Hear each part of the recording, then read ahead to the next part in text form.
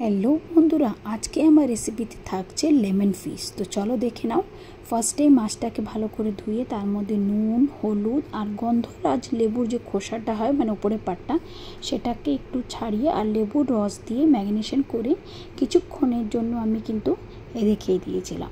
তারপর একটা মিক্সিং জারে 4-5টা কাঁচা লঙ্কা, চালমগজ, আর হ্যাঁ, চালমগজ যদি না থাকে তোমরা কাজুও দিতে পারো, আর বাদাম দিয়ে একটা ফাইন পেস্ট আমি বানিয়ে নিয়েছিলাম। এরপরে মাছগুলো একে একে ভেজে নিয়ে তুলে নিলাম। তারপরে কড়াইতে তেল দিয়ে সেই তেল গরম হয়ে গেলে আমি যে পেস্টটা বানিয়েছিলাম সেই পেস্টটা দিয়ে দিলাম। দিয়ে মিক্সি বাটি ধোয়া জলটাও কিন্তু দিতে হবে।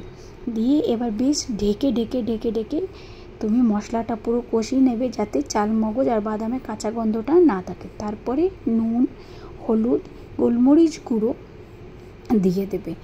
দেওয়ার পর বেশ ভালো করে নাড়াচাড়া করে নেবে যেন সব মশলাগুলো মিক্স হয়ে যায়। এরপর কালারের জন্য তোমরা কাশ্মীরি রেড চিলিটা দিতে পারো, আর চাইলে তোমরা ঝালটা নিজেদের অনুসারেও কিন্তু দিতে পারো।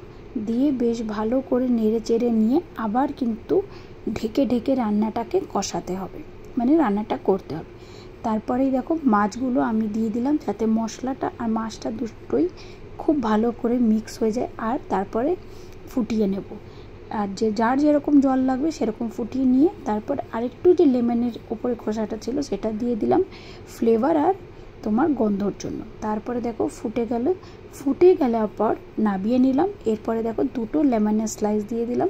রেডি হয়ে গেল। কেমন লাগলো অবশ্যই কিন্তু তোমরা